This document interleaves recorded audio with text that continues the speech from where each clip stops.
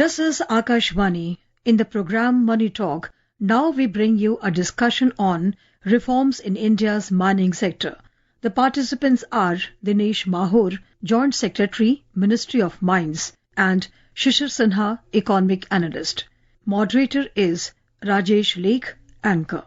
Over the past decade, India's mining sector has witnessed a remarkable transformation driven by a series of ambitious reforms aimed at enhancing transparency, fostering center-state collaboration, and expediting clearances. These changes, as highlighted by the Union Minister of Coal and Mines, Shri G. Kishan Reddy, are not only reshaping the industry but also positioning it as a crucial pillar in India's journey towards economic self-reliance and sustainable development. Today we are privileged to have with us Dinesh Mahur, Joint Secretary, Government of India, Ministry of Mines, and Shishir Sinha, Economic Analyst. Welcome to both of you. Thank you.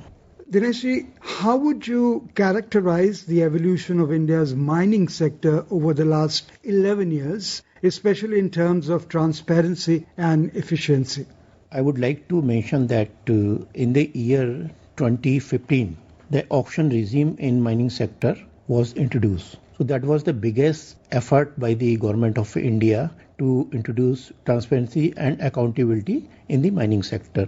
Before 2015, the mining leases were given on the basis of the applications given by the project proponents, and they were allocated. There were sort of non-transparency in allocation of the mining leases that time, and many other reforms were introduced during that year. It was a transformation year in the mining sector, like National Mineral Exploration Trust was introduced to that year. Then District Mineral Foundation was introduced that year. What were the primary challenges the sector faced before 2015, which you just mentioned, and how have reforms addressed them? The biggest challenge was non-transparency in allocation of mineral blocks, which was overcome by introduction of the auction regime in allocation of the mineral blocks. Secondly, any development project cannot be succeed until the people affected by that active development activity is taken care of. So the biggest reform in this respect was District Mineral Foundation, which was for the mining affected areas and mining affected people for their welfare. Shishir, the introduction of the auction regime is seen as the cornerstone of reforms. Can you elaborate on how this has changed the landscape of both public and private sector players?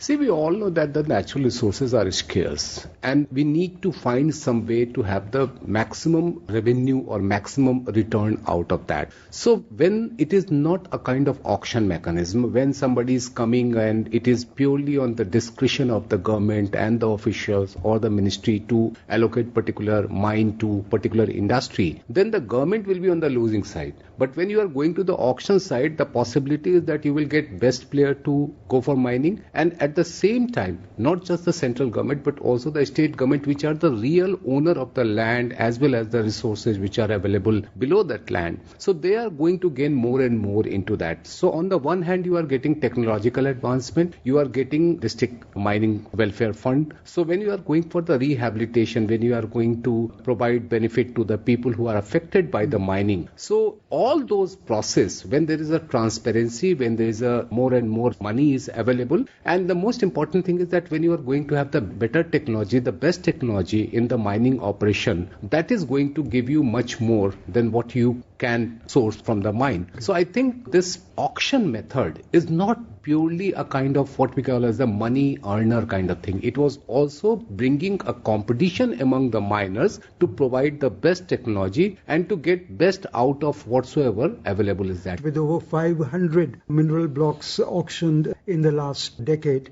what impact has this had on competition, investment and sectoral growth? If you see the investment, it is not just coming to the mining, but it is also coming in the R&D. So there are more and more focuses on the R&D. And another important area is that the startups are coming into this field. Earlier, there used to be a kind of traditional industries who are going into mining operation. Now you have the startup into that field. That means giving the technology impetus, technology input to the mining operation. So most important thing what what I'm feeling is that when the resources are scarce, you have to get best out of that. And that will be possible when the best players are there, when the technology is good, when the technological advancement is good, when the innovation is good. So these kind of things which are bringing more and more what we can say productive use of the resources which are scarce. So Marjorie, the minister has also highlighted the importance of the center and state collaboration. Can you discuss specific initiatives or the mechanisms that are now in place and that have strengthened this partnership? One thing, as my friend Mr. Shishil also mentioned, that minerals are the property of the state governments, but management regulation of minerals is the responsibility of the central government. So that all across the states, their policies are similar.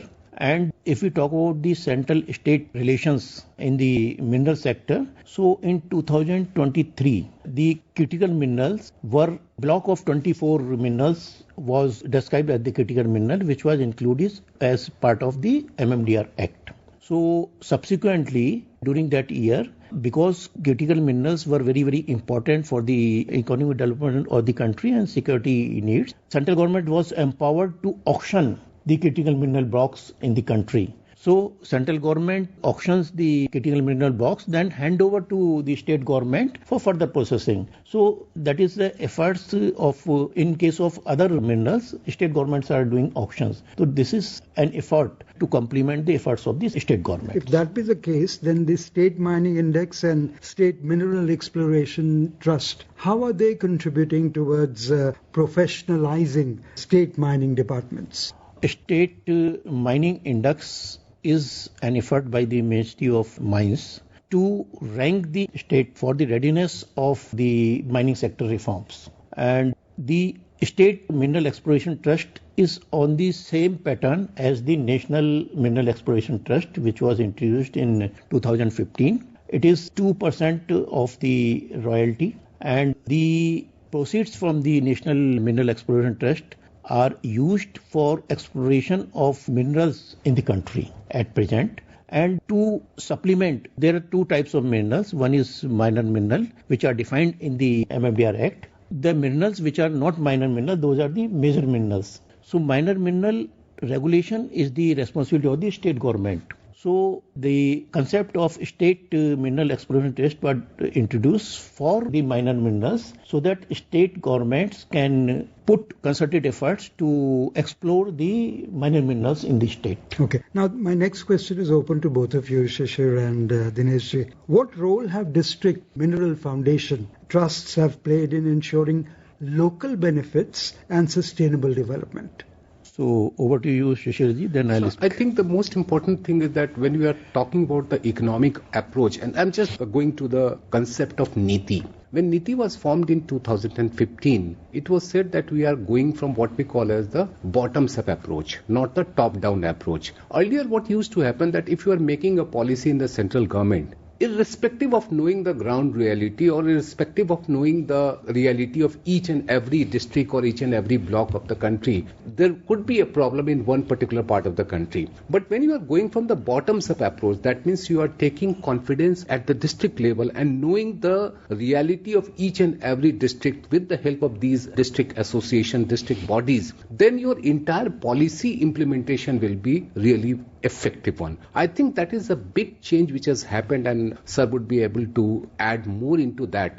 Thank you, Shishirji, for some new angles to district mineral foundations. As I mentioned, I'm reiterating again that any development project cannot succeed till the people affected by those development projects are taken care of. So this is a very, very important efforts by the policy makers that District Mineral Foundation was established in 2015, and the contribution to the District Mineral Foundation is 10% of the royalty. So till now, if we see overall, there are 23 mining states in the country and 645 district mineral foundations in the districts. So total collection till now is of the order of 1,07,000 crore rupees.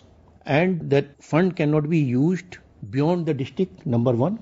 And in the year 2024, the central government issued revised guidelines, which we say Pradhan Mantri Khanit Kalyan Yojana, PMKKY, those guidelines, in which specifically it was mentioned that directly affected area is 15 kilometers from the mine boundary and indirectly affected area is 25 kilometers from the mine boundary, and all the funds collected should be spent within the 25 kilometers of the mining boundary. So the people affected by the mining operations should be duly taken care of, whether it is education, whether it is health, whether it is livelihood, and so many things. It's a wonderful initiative taken by the government. And if I just like to add one thing, when the district level body is giving you the feedback that this money is available and how to spend, the radius has been defined that only within that radius the money available with that foundation to be used, then the policy makers will have an idea that how to, what we call as the customized policy. I mean, you have made an umbrella policy, but you also have to think about the customization, and that customization is possible with the help of district level body. So I think not just from the financial point of view, but also as an input provided to the umbrella policy, these foundations have a very, very big role. Dinesh, how significant is the focus on critical minerals for India's national energy and food security? Because of the importance of the critical minerals in case of economic development, food security. So in the year 2023, 24 minerals were identified as critical mineral and which were included as part of the MMDR Act itself. And because of the importance, the auction for the critical mineral was taken by the central government, and in the year 2024 itself there were 24 critical mineral blocks auctioned, and this year we have already auctioned 10 additional blocks. So if we talk about the use of critical minerals in defense, in electronics there are lots of critical minerals are used, in electric vehicles lots of critical minerals are used. Recently you have seen that crisis of magnets for electric vehicles. So through the National Critical Mineral Mission, which was approved this year in January, there is a focused attention of the government to secure the complete supply chain of the critical minerals, whether it is increasing the domestic production or securing the critical minerals for the country. My last question is directed to both of you. What is your assessment of the mining sector's contribution to India's vision of becoming a developed nation, Viksit Bharat, by 2047? So all the minerals, we talk about the iron ore, the steel policy is there. Every policy, they have two targets, 2030 and 2047 targets. So if you talk about the steel, that steel will come from iron ore. So the mining is involved. If we talk about the lithium or the batteries, we talk about that mining is involved. So mining sector is very, very important to achieve the targets, whether they are the energy transition targets or the Viksit Bharat targets of 2047. So every step, the mining sector is contributing towards both these goals. Before 2047, we also have to achieve $5 trillion, $7 trillion and $10 trillion. And in achieving these targets, the role of manufacturing is very critical. At this moment, the share of manufacturing in GVA is around 14 to 15%. We have to increase it. And if we need to give boost to the manufacturing sector, you need good foundation from the mineral sector. And that is why the development of mines and minerals are very important if you have to develop the manufacturing, which will play a major role in achieving first $5 trillion by 27-28, then $10 trillion by 2033, and then what we call as the Viksit Bharat by 2047. So maybe the share, if you say in GVA is this much or that much, but important thing is that what kind of support it is providing to the manufacturing sector, which are critical to achieve the developed nation status. On that positive note, I would like to thank both of you for being with Akashvani and contributing on the topic that we discussed today. Thank you so much. You were listening to a discussion on reforms in India's mining sector. The participants were Dinesh Mahur, Joint Secretary, Ministry of Mines, and Shishir Sinha, Economic Analyst. Moderator was Rajesh Lake, Anchor. This program was produced and presented by the News Services Division of Akashvani. You can listen to it on our mobile app News on AIR. This program is also available on our YouTube channel News on AIR Official.